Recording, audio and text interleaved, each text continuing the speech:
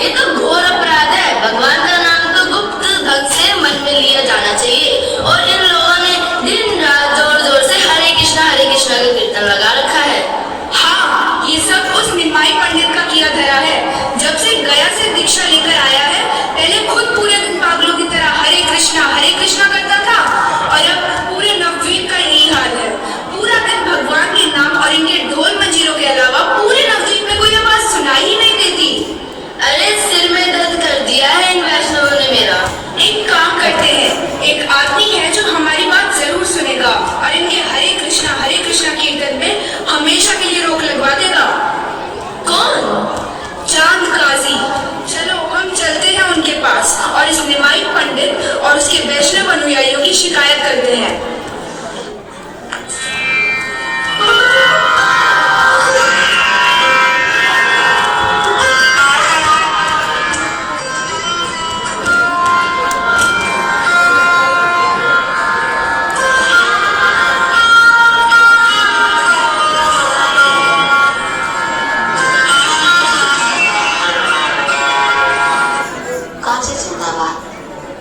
से दो ब्राह्मण आए हैं, बहुत परेशान लग रहे हैं और आपसे मदद मांगने की दरखास्त करने आए हैं। उन्हें अंदर आने दिया जाए।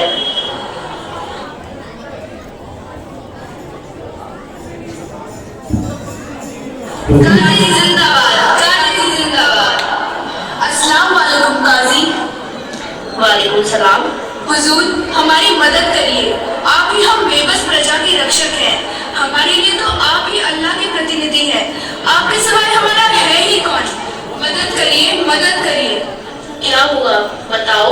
हजूर, बड़ी आपत्ति आ गई है। हिंदू धर्म के प्रति घोर अपराध हो रहा है। हिंदू शास्त्रों में लिखा है कि भगवान का नाम बहुत गुप्त रूप से लिया जाना चाहिए, वरना इसकी शक्ति कम हो जाती है।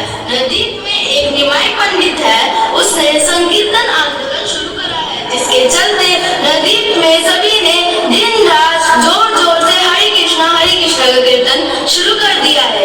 यह बिल्कुल गलत है। हाँ हुजूर, ऐसा करने से नवद्वीप में प्रलय आ सकती है।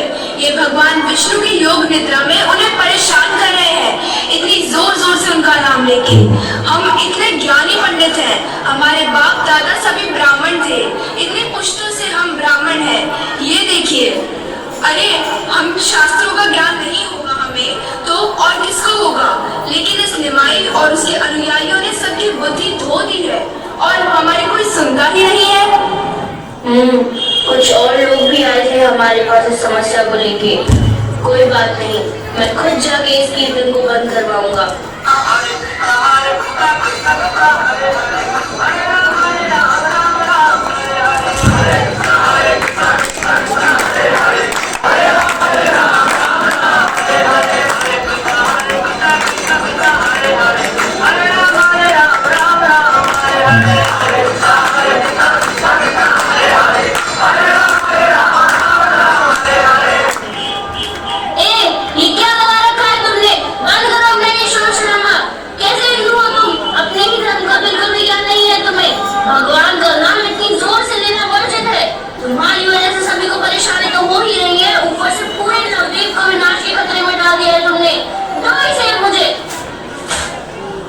अभी तक तुम सभी हिंदू चुपचाप रहते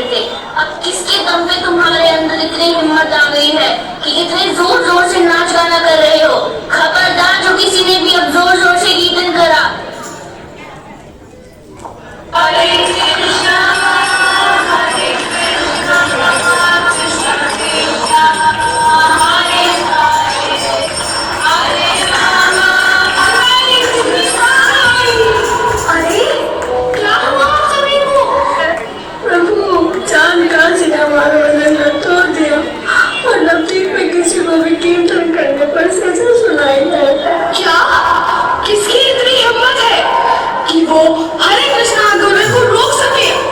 जाओ, हरे कृष्णा संकीर्तन करते रहो। आप सभी घबराइए नहीं, आप सभी मेरे संरक्षण में हैं। अब सभी निश्चित हो जाइए। शाम को सभी अपने अपने घरों से मशालें लेकर आ जाइएगा। हम सभी संकीर्तन करते हुए काजी के घर जाएंगे और मैं खुद उससे बात करूंगा।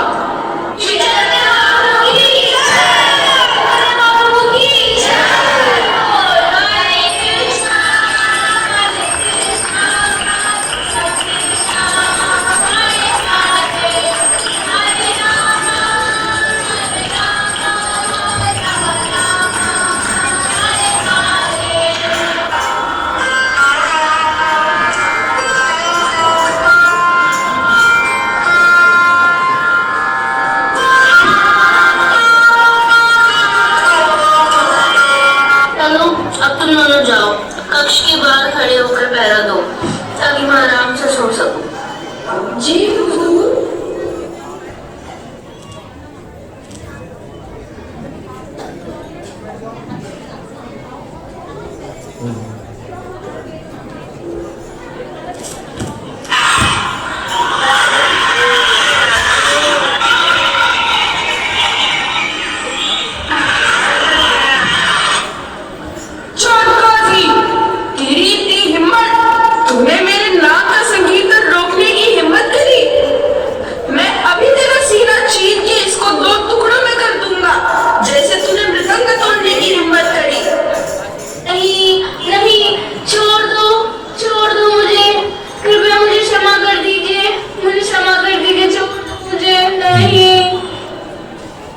इस बार तुझे छोड़ रहा हूँ क्योंकि तूने इतनी कुछ बड़ी दिक्कत नहीं करी मेरे भक्तों के लिए, लेकिन अगली बार अगर तूने मेरे भक्तों को परेशान करा तो मैं तेरा विनाश कर दूंगा।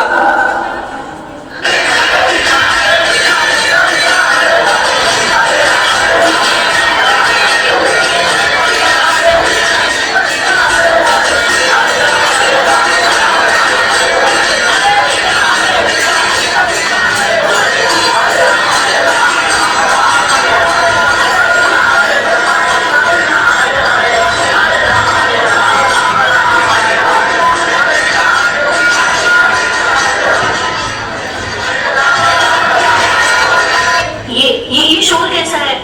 ये आवाजें कहाँ से आ रही हैं?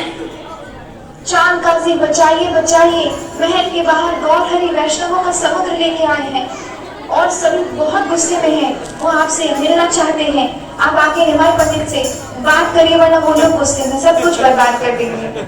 मैं आपके घर आया हूँ और घर आए मेहमानों को देखकर आप इस तरह चुप रहे हैं। ये कैसा व्यवहार है भला? तुम बहुत गुस्से में आए थे इसलिए मैं अपने कमरे में छुप गया था। अब तुम्हारा गुस्सा शांत हो गया है तो मैं बाहर आया हूँ। गांव के संबंध में मैं तुम्हारे नाना नीलंबर चक्रवर्ती को काका बुलाता था। इस रिश्ते से तुम मेरे भतीजे हुए। भतीजे कभी ऐसे गुस्सा होते हैं क्या? काका, मैं आपसे कुछ सवाल पूछ के आया हूँ। हाँ, पूछो पूछो, क्या है तुम्हारे मन में? आप गाय का दूध पीते हैं तो गाय आपकी माता समान हुई और बैल जो कि अनाज उगाने में मदद करता है, जिसकी सहायता से आप जीते हैं, वह आपके पिता समान हुआ। तो फिर आपके धर्म में ये कैसा सिद्धांत है जो आपको अपने माता पिता को ही मार के खाना पड़ता है? ये तो घोर पाप है। हमारे मजहब में प्रगति के दो मार्ग बताए गए हैं।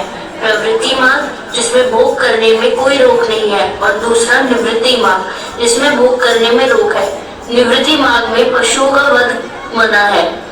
धर्म के ग्रंथों के अनुसार अगर हत्या की जाए तो पाप नहीं लगता। आपके वेदों में भी तो अश्वमेध यज्ञ और गोमेध यज्ञ है जिनके चलते गायों को और घोड़ों को मारा जाता है। वेद में गौ हत्या बिल्कुल वर्जित है, इसलिए कोई भी हिंदू कभी भी किसी गाय को नहीं मारता। लेकिन वेदों में ये भी लिखा गया है कि अगर किसी के पास इतनी शक्ति है कि वो किसी मृत जीवा को जिंदा कर सकता है तो वह प्रयोग करने के लिए किसी जीवा को मार सकता है। इसलिए कभी कभी कोई योगी ब्राह्मण किसी बूढ़ी गाय को मार दिया करते थे, फिर बाद में उसे एक नया जीवन भी दे दिया दिया करते थे, लेकिन कल युगा में ये ऐसा कोई उद्योगी ब्राह्मण है ही नहीं। तो फिर ये तो वर्जित ही हुआ ना। लेकिन आप मुसलमान, आप गाय को मार तो देते हैं पर वापस जिंदा ही नहीं करते। आपके ग्रंथों में तो कई सारी चीजों को समझाया ही नहीं गया ढंग से। आप सही कह रहे हैं। हमारे ग्रंथ अभी हाल ही में तो आए हैं, उनमें कई बातें साफ ढंग से समझाई ही नहीं हुई है। मुझे भी कई चीजें समझ नहीं आती, लेकिन इस समाज में रहता हूँ, इसलिए इनमें लिखी बातें माननी पड़ती है। और मैं जानता हूँ हिंदुओं का सबसे बड़े भगवान नारायण है, और मेरा मन कहता है कि आप वही नारायण है गौरहरि। तुम्हारे मुख से निकला भगवान का ये नाम से एक बहुत ही अद्भुत बात हुई। तुम्हारे आज तक के सारे पापों का नाश हो गया और तुम पूरी तरह से शुद्ध हो गए हो। ये सब आपकी रहमत है गौरहरि। आप मुझ पर कृपा कीजिए कि मैं हमेशा आपके चरणों में रह सकूं। मैं आपसे एक बात मांगना चाहता हूँ। आप वादा कीजिए कि कम से कम नादिया में संकीर्तन आंदोलन कभी नहीं रोका जाएगा।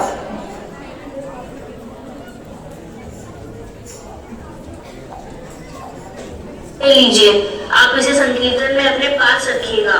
यह एक आधिकारिक आदेश है कि मेरे आने वाले वंश का कोई भी व्यक्ति नवद्वीप में कीर्तन को रोक नहीं सकता। हरि हरि हरि बोल।